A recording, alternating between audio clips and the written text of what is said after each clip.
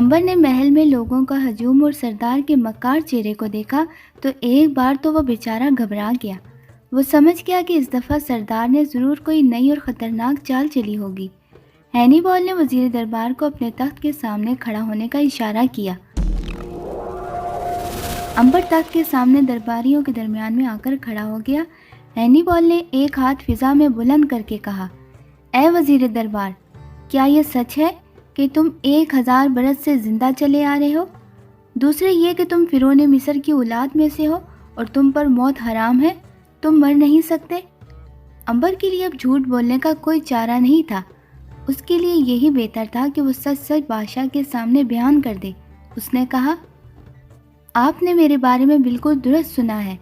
आपका ये ग़ुलाम 1000 बरस से ज़िंदा है और क़यामत तक ज़िंदा रहेगा, और मैं फ़िरौन मिस्र की औलाद में से हूँ।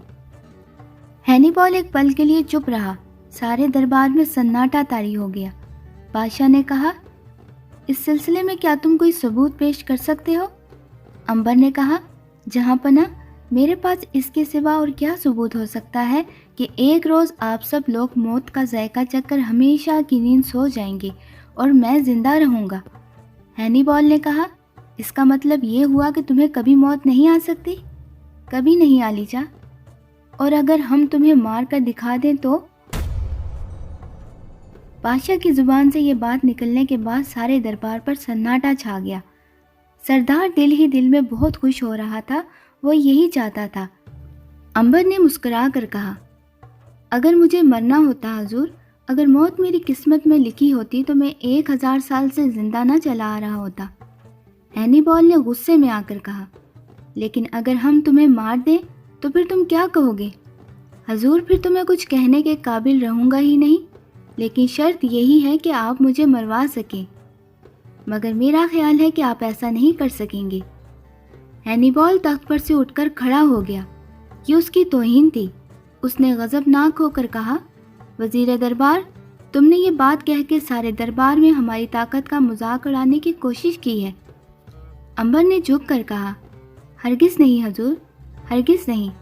मैंने सिर्फ ये अर्ज़ करने की कोशिश की है कि मौत मुझ बदकिस्मत की तकदीर में नहीं है। हम तुम्हारी तकदीर बदल कर रख देंगे। हम तुम्हें मौत की आगोश में सुलाकर तुम्हारे दावे को गलत साबित कर देंगे। इसके साथ ही उसने जल्लाद को दरबार में तलब कर लिया। सरदार का दिल खुशी से बाग बाग हो गया। उसे पूरा यकीन था कि अब अंबर तलवार के वार से बच नहीं सकेगा। सारे दरबारी दम बखुद हो गए। उन्हें अंबर की अकल पर अफसोस होने लगा कि खामखा जिद करके अपने आप को मौत की हलाकत में डाल रहा है। बादशाह ने आखिरी बार कहा, क्या अब भी तुम कहते हो कि तुम मर नहीं सकते? अंबर ने बड़े अदब से झुक कर कहा, मैं आपसे एक बहुत बड़ी हकीकत बयान कर रहा हूँ। हजूर अनवर, जब तक मुझ पर मुकद्दस आवाज़ की दुआ का असर है, मैं कभी नहीं मर सकता। हम तुम्हारी मुकद्दस आवाज़ को तस्लीम नहीं करते। तो फिर मैं हाजिर हूँ आलीजा। हैनिबॉल ने जल्लाद को इशारा किया। जल्लाद ने आगे बढ़कर तलवार का एक भरपूर हाथ पूरी ताकत से अंबर की गर्दन पर मारा। दरबारियों ने अपनी आंखें बंद कर लीं। उन्हें यकीन था कि जब वो आंखें खोलेंगे तो वजीर दरबार का सर धड़ से जुदा होकर फर्श पर गिरा होगा और धड़ अलग तड़प रहा होगा। लेकिन जब उन्होंने आंखें खोली तो अंबर वैसे ही खड़ा था और उसका सर गर्दन पर ही टिका हुआ था। सरदार खामोश था। हैनिबॉल को अपनी आंखों पर यकीन नहीं आ रहा था। उसने एक बार फिर जल्लाद को इशारा किया। जल्लाद ने एक बार फिर तलवार का वार अंबर की गर्दन पर किया। तलवार पूरे जोर के साथ अंबर की गर्दन पर लगी और दूसरी तरफ से निकल गई। लेकिन हुआ ये कि गर्दन जहाँ जहाँ से कटती वहाँ वहाँ से दोबारा जुड़ जाती। ना जख्म होता, ना खून निकलता। बादशाह हैरान रह गया। उसने कहा, इसके ऊपर से हाथी गुजारा जाए। सारे दरबार पर सन्नाटा छा गया। उसी वक्त हाथी लाया गया। अंबर को फर्श पर लिटाकर उसके ऊपर लकड़ी का एक तख्ता रख दिया गया। महावत ने बादशाह का इशारा पाकर हाथी को आगे बढ़ाया। हजारों मन वजन का हाथी उसके तख्ते के ऊपर चढ़कर खड़ा हो गया, जिसके नीचे वजीर दरबार अंबर लेटा हुआ था। जितनी देर हाथी अंबर के ऊपर खड़ा रहा, अंबर उसके नीचे बड़े इत्मीनान से लेटा बादशाह से बातें करता रहा और बार बार मुस्कुराकर कहता रहा, ज़िल्ले हुमा, آپ کو کب یقین آئے گا کہ میں مر نہیں سکتا؟ بادشاہ نے تنگ آ کر حکم دیا، وزیر دربار کو کھولتے ہوئے تیل کے کڑاہے میں ڈال دیا جائے۔ اس حکم پر سارے درباری خاموش ہو گئے۔ انہیں یقین تھا کہ کھولتے ہوئے تیل میں گرائے جانے کے بعد عنبر کی موت یقینی ہوگی۔ اسی وقت دربار میں حبشی غلام ایک کڑاہوں کو لے کر آ گئے۔ اس میں زیتون کا تیل کھول رہا تھا۔ بادشاہ نے حکم دیا کہ عنبر کو اس کڑاہوں میں ڈال دیا جائے۔ دو حبشیوں نے عنبر کو پکڑنے کی کوشش کی تو اس نے کہا، اس کی کیا ضرورت ہے عالم پناہ، میں خود جلتے ہوئے تیل میں اتر جاتا ہوں۔ اتنا کہہ کر عنبر نے جوتے اتار کر الگ رکھے اور بڑے سکون سے کھولتے ہوئے تیل کے کڑاہوں میں اتر گیا، جس طرح بچے پانی سے بھرے ہوئے تالاب میں اتر جاتے ہیں۔ عنبر کے کھولتے ہوئے کڑاہوں میں اترنے سے نہ تو جلنے کی آواز آئی اور نہ عنبر کا جسم جل کر سیاہ ہوا۔ کھولتا ہوا تیل یوں اس کے جسم سے چھو رہا تھا جیسے وہ چشمے کا ٹھنڈا پانی ہو۔ عنبر کھولتے ہوئے گرم گرم تیل کو دونوں چولہوں میں بھر بھر کر اپنے سر پر ڈالنے لگا، جیسے وہ چشمے کے ٹھنڈے پانی میں نہا رہا ہو۔ سارا دربار اس کرامت پر دنگ رہ گیا۔ بادشاہ ہینیبال تخت سے نیچے اتر کر عنبر کے پاس آ گیا۔ اس نے ایک چڑیا کو پنجرے میں سے نکال کر کڑاہوں کے ابلتے ہوئے تیل میں ڈال دیا۔ شوں کی آواز کے ساتھ ہی چڑیا 1 سیکنڈ کے اندر اندر بھن کر پکوڑا بن گئی، مگر وہی ابلتا ہوا گرم تیل عنبر کو کچھ نہیں کہہ رہا تھا۔ بادشاہ نے ہار مان لی۔ اس نے اشارہ کر کر عنبر کو کھولتے ہوئے تیل سے باہر آ جانے کو کہا۔ عنبر چلو بھر تیل ہاتھ میں لے کر باہر آ گیا اور ایک ہی جھٹکے میں اس نے یہ تیل سردار کے ہاتھ پر پھینک دیا۔ سردار کی چیخ نکل گئی اور اس کے ہاتھ پر بڑے بڑے آبلے پڑ گئے۔ عنبر نے کہا، میرا خیال ہے سردار، اب تمہیں یقین آ گیا ہوگا کہ میں مر نہیں سکتا اور اب تم مجھے قتل کروانے کی کوشش نہیں کرو گے۔ ہینیبال نے پوچھا کہ یہ کیا شرارت ہے؟ عنبر نے الف سے لے کر یہ تک بادشاہ کو ساری کہانی سنا دی کہ کس طرح سردار نے ہار چوری کروا کر میری مسیری کے نیچے رکھا تھا تاکہ مجھے پر چوری کا الزام لگا کر آپ کی نگاہوں میں مجھے ذلیل کرے، اور پھر اس میں ناکام ہو کر کس طرح اس نے اپنے حبشی کی مدد سے مجھ پر خنجر سے حملہ کروایا اگر میں زندہ رہا۔ ہینیبال سردار کی کرتوت سن کر غصے میں آ گیا۔ اس نے اسی وقت سردار کو گرفتار کر کے تہہ خانے میں ڈال دینے کا حکم صادر کر دیا اور عنبر سے کہا، محترم درویش نوجوان، کیا ایسا نہیں ہو سکتا کہ تم ساری زندگی میرے ملک میں رہو اور میری تاریخ مرتب کرو؟ جو حکم لیجا، بندہ ہر خدمت کے لیے تیار ہے۔ بادشاہ ہینیبال کے دربار میں عنبر کو نمایاں مقام حاصل ہو گیا۔ وہ وزیر دربار تو تھا ہی، لیکن اب بادشاہ نے اس کی خاص قابلیت اور خداداد لیاقت سے متاثر ہو کر اسے یہ کام سونپ دیا کہ وہ اس کے عہد حکومت کی تاریخ لکھا کرے۔ عنبر ہر روز رات کو دن کے گزرے ہوئے واقعات قلم بند کر کے دوسرے روز بادشاہ کو دکھاتا۔ عام طور پر بادشاہ اس کے لکھے ہوئے واقعات کو پسند کر کے اسے شاہی تاریخ میں شامل کر لینے کا حکم صادر کر دیتا۔ ایلام شہر میں لوگ بتوں کی پوجا کرتے تھے۔ یہ بت مختلف جانوروں کے تھے۔ کوئی قبیلہ بھینس کی پوجا کرتا، کوئی گینڈے کی پوجا کرتا تھا، کوئی سانپ کی اور کوئی مگرمچھ کی پوجا کرتا تھا۔ عنبر کسی بت کی پرستش نہیں کرتا تھا۔ وہ ایک خدا پر ایمان رکھتا تھا جو آسمان اور زمین کا مالک تھا اور جس کا کوئی بت نہیں تھا۔ وہ رات کو سونے سے پہلے آسمان کی طرف ہاتھ اٹھا کر دعا مانگا کرتا تھا۔ شہر کے درمیان میں بال دیوتا کا بہت بڑا مندر تھا۔ یہ مندر چاروں طرف کے سنگ مرمر کی بے شمار ستونوں پر کھڑا تھا۔ بیچ میں کشادہ حال کمرہ تھا جس کے بیچ میں سنگ سرخ کا چبوترا تھا جہاں جانوروں کی قربانی دی جاتی تھی۔ مندر کا بڑا پجاری اس قربانی کے وقت خود اپنے ہاتھ سے جانور کی گردن پر کلہاڑا چلاتا تھا۔ بال دیوتا کے بڑے اونچے بت کے آگے ایک کشادہ تندور میں ہر وقت آگ جلتی رہتی تھی۔ جانور ذبح کر کے اس آگ میں ڈال دیے جاتے تھے، گویا بال دیوتا نے قربانی قبول کر لی۔ ہینیبال کی حکومت اپنے پورے عروج پر تھی۔ سارے افریقہ پر اس کا قبضہ تھا اور اب وہ ملک نوبیا پر چڑھائی کی تیاریاں کر رہا تھا۔ ملک نوبیا مصر کے شمال مشرق میں تھا۔ وہاں ایک ملکہ حکومت کرتی تھی۔ اس ملکہ کو فارستان اور بابل کے بادشاہوں کی حمایت حاصل تھی۔ ہینیبال پھر بھی اس کے ملک کو فتح کرنا چاہتا تھا۔ اس نے ایک روز امبر کو بلا کر کہا، وزیر دربار، تم نے ہمارے لیے جاسوسی کر کے مصر کی فتح کو یقینی کر دیا تھا، کیا اب تم ہمارے لیے ملک نوبیا جا کر وہاں کی جاسوسی نہیں کر سکتے؟ امبر کے لیے بہت بڑا مشکل مقام تھا۔ اس نے سچائی سے کام لیتے ہوئے کہا، اے شہنشاہ، مصر کے لیے میں نے اس لیے جاسوسی کی تھی کہ فرعون کے خاندان نے میرے ماں باپ کو ہلاک کیا تھا۔ میں اس خاندان سے انتقام لینا چاہتا تھا، لیکن نوبیا سے مجھے کوئی بیر نہیں ہے۔ میں وہاں جاسوسی کس لیے کروں؟ کیا تم ہمارے لیے بھی یہ کام نہیں کر سکتے؟ امبر نے انکار کرنا فی الحال مناسب نہ سمجھا، کہنے لگا، وقت آنے پر جیسا آپ کہیں گے ویسا ہی ہوگا۔ تو پھر تم تیار ہو؟ یہی سمجھ لیں۔ ہینیبال بڑا خوش ہوا اور اس نے حکم دے دیا کہ امبر ملک نوبیا جانے کی تیاری شروع کر دے۔ امبر یہ کام کرنا نہیں چاہتا تھا، مگر محض اس لیے تیار ہو گیا کہ نوبیا جا کر وہ واپس نہیں آئے گا۔ وہ ہینیبال کے ملک کو چھوڑ دے گا اور پھر کبھی پلٹ کر نہ آئے گا۔ انہی دنوں کا ذکر ہے کہ موسم میں بارش نہ ہوئی اور کھیتیاں سوکھ گئیں۔ شاہی گوداموں میں جو غلہ تھا وہ لوگوں میں تقسیم کر دیا گیا، وہ بھی ختم ہو گیا، مگر آسمان سے پانی کا ایک قطرہ نہ برسا۔ ملک میں قحط پڑ گیا، لوگ بھوکوں مرنے لگے، ہر طرف افراتفری پھیل گئی۔ بڑے پجاری نے ہزاروں جانور بال دیوتا کے حضور قربان کر دیے، مگر بارش نہ ہوئی۔ آخر بڑے پجاری نے اعلان کیا کہ بال دیوتا کسی نوجوان لڑکی کی قربانی مانگتا ہے۔ نوجوان لڑکی کی قربانی کے بعد قحط دور ہو جائے گا اور آسمان سے بارش برسے گی۔ ہینیبال نے قربانی کا حکم دے دیا۔ سارے ملک میں پجاریوں نے گھوم پھر کر اس نوجوان لڑکی کی تلاش شروع کر دی جو ان کے خیال میں قربانی کے لیے موزوں تھی۔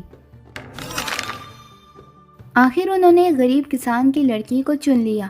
جب انہوں نے غریب کسان کو بتایا کہ انہوں نے اس کی معصوم بچی کو بال دیوتا کے سامنے قربان کر دینے کا فیصلہ کیا ہے تو وہ خوف سے تھر تھر کانپنے لگا۔ اسے اپنی بچی سے بڑی محبت تھی۔ لڑکی کا بھی رنگ زرد ہو گیا۔ لڑکی کے باپ نے پجاریوں کے قدموں میں گر کر کہا، رب شمس کے لیے میری بچی اور میرے بڑھاپے پر رحم کریں۔ دیوتا کے آگے مجھے قربان کر دیں، مگر میری بچی کو کچھ نہ کہیں۔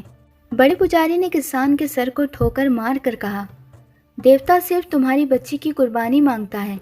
تم نے اپنی بچی کی جان بخشی کی بھیک مانگ کر گناہ کیا ہے۔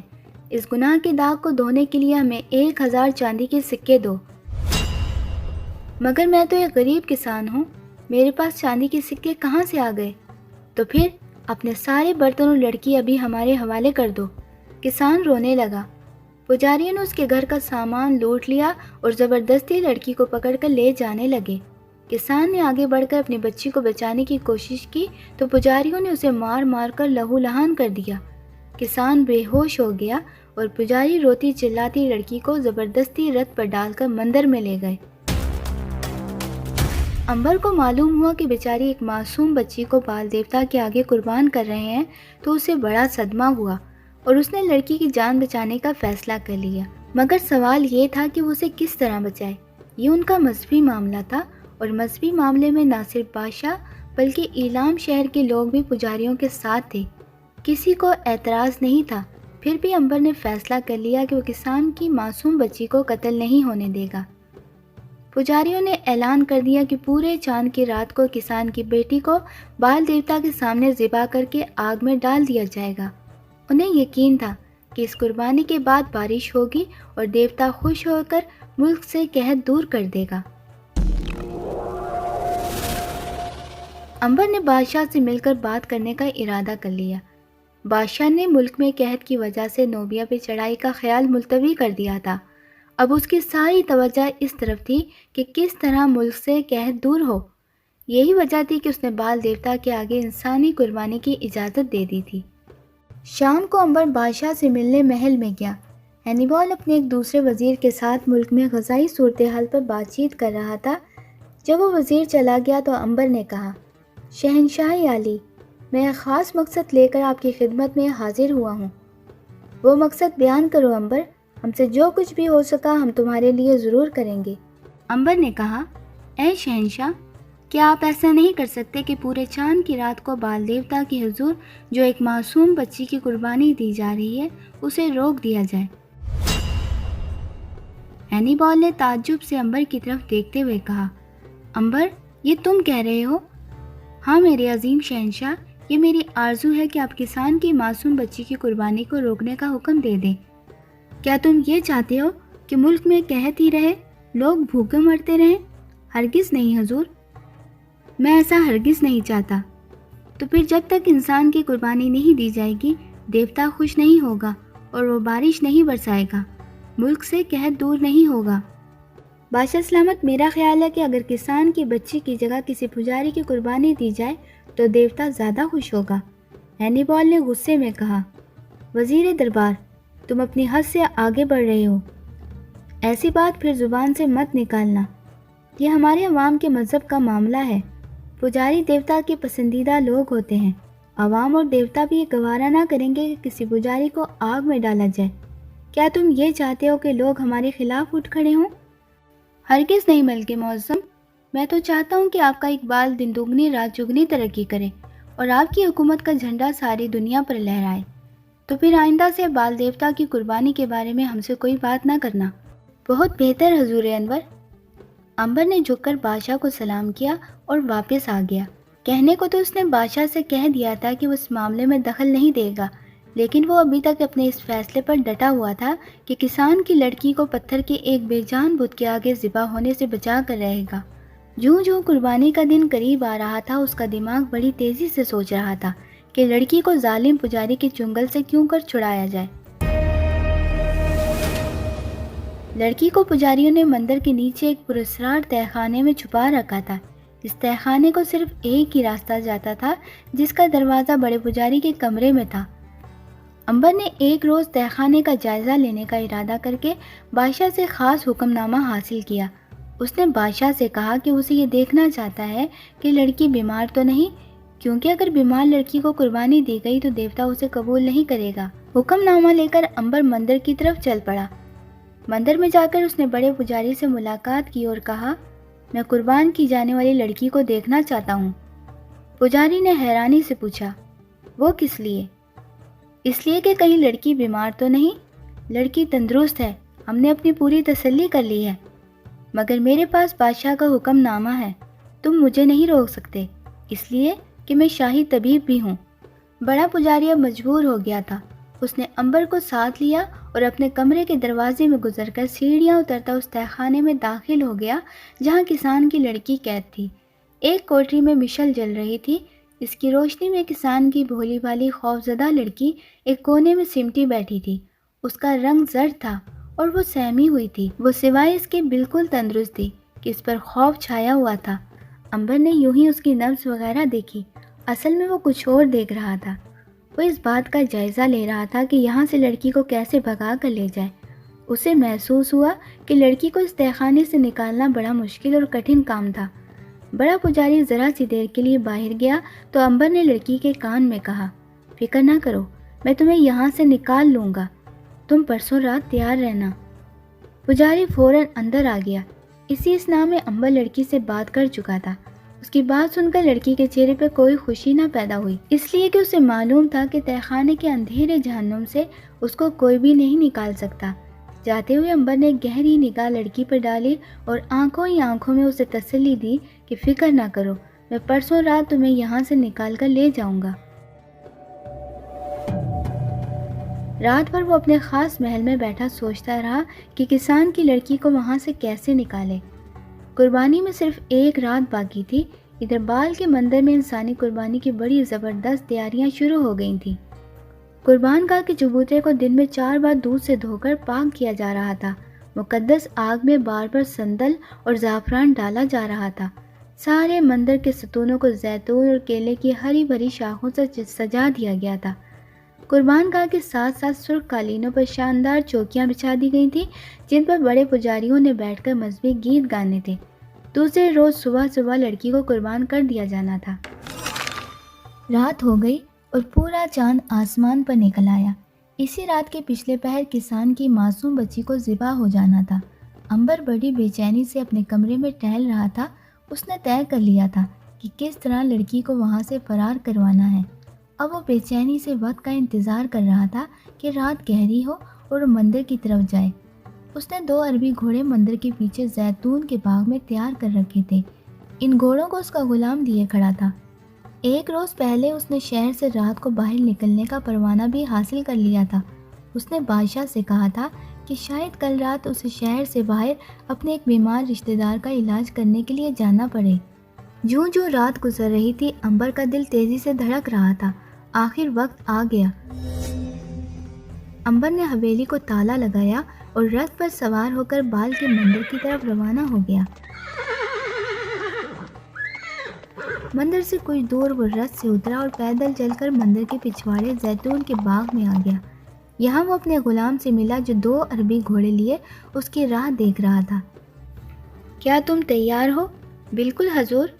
کیا تم نے کسان کو بھی تیار کروا دیا ہے؟ وہ ہمیں شہر کے مغربی دروازے کے پاس تیار ملے گا۔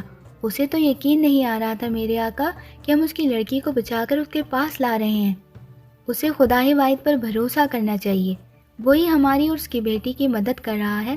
اب تم یہیں بیٹھو، میں لڑکی کو لینے جا رہا ہوں۔ میرے آقا ہوشیار رہیے گا، فکر نہ کرو، مجھے کچھ نہیں ہو سکتا۔ یہ دعا کرو کہ لڑکی محفوظ رہے۔ اتنا کہہ کر عنبر درختوں اور جھاڑیوں میں سے ہوتا ہوا بال دیوتا کے مندر کی طرف روانہ ہو گیا۔ اس نے ایک انتہائی تیز دھار والا خنجر اپنے لبادے کے اندر چھپا رکھا تھا۔ وہ مندر کے شمال مغربی دروازے کے قریب پہنچ گیا۔ دروازے پر ایک پجاری پہرا دے رہا تھا۔ عنبر نے بھی پجاری جیسا لباس پہن رکھا تھا۔ اس نے پہرے دار کے قریب جا کر پجاریوں کی طرح اسے سلام کیا اور پہرے دار نے دروازہ کھول دیا۔ عنبر پجاری کے بھیس میں مندر کے اندر داخل ہو گیا اور وہ سجے سجائے ستونوں کے قریب سے ہوتا ہوا بڑی تیزی سے بڑے پجاری کے کمرے کی طرف جا رہا تھا۔ قربانی میں ابھی کافی دیر تھی، پھر بھی وہاں بڑی رونق تھی۔ دیواروں کے ساتھ ساتھ جگہ جگہ مشلیں جل رہی تھیں اور پجاری قربان گاہ کو دھو رہے تھے اور دعا پڑھ رہے تھے۔ عنبر خاموشی سے سر جھکائے ان کے قریب سے گزرتا چلا گیا۔ ایک دالان کے عقب سے ہو کر وہ مڑا تو سامنے بڑے پجاری کا کمرہ تھا۔ کمرے کا دروازہ بند تھا اور باہر مشل جل رہی تھی۔ عنبر نے آہستہ سے دھکا دیا تو دروازہ کھل گیا۔ اندر بھی روشنی ہو رہی تھی اور بڑا پجاری ایک صندوق میں سے کچھ چیزیں نکال رہا تھا۔ پاؤں کی آہٹ کی آواز سن کر پجاری نے پلٹ کر دیکھا۔ اس کے سامنے پجاریوں کے بھیس میں عنبر کھڑا تھا۔ بڑا پجاری ایک دم سب کچھ سمجھ گیا۔ ابھی اس نے مدد کے لیے آواز ہی نکالی تھی کہ عنبر نے آگے بڑھ کر تیز دھار والا خنجر پجاری کے دل میں اتار دیا۔ پجاری دھڑام سے نیچے فرش پر گر پڑا اور گرتے ہی مر گیا۔ عنبر نے جلدی جلدی اس کے کپڑے اتار کر کندھے پر رکھے اور اندر سے کمرے کے دروازے کو کنڈی لگائی اور سیڑھیاں اترتا نیچے تہہ خانے میں آ گیا۔ کسان کی لڑکی قربانی کے لباس میں اداس اور غمزدہ بیٹھی تھی۔ اس نے عنبر کو پہچان لیا۔ عنبر نے کہا، جلدی سے اپنے کپڑے اتار کر یہ پجاری کے کپڑے پہنو، مگر خدا کے لیے جلدی کرو، یہ وقت باتیں کرنے کا نہیں۔ لڑکی نے عنبر کے کہنے پر عمل کیا۔ عنبر دیوار کی طرف منہ پھیر کر کھڑا ہو گیا۔ لڑکی نے قربانی کا لباس اتار کر پجاریوں والا لمبا چوغا پہن لیا۔ جلدی سے میرے ساتھ نکل چلو اور خبردار راستے میں کوئی بلائے بھی تو آواز نہیں نکالنی۔ عنبر اور لڑکی دونوں پجاریوں کے لباس میں تھے۔ وہ دونوں تہہ خانے کی سیڑھیاں چڑھ کر بڑے پجاری کے کمرے میں آئے۔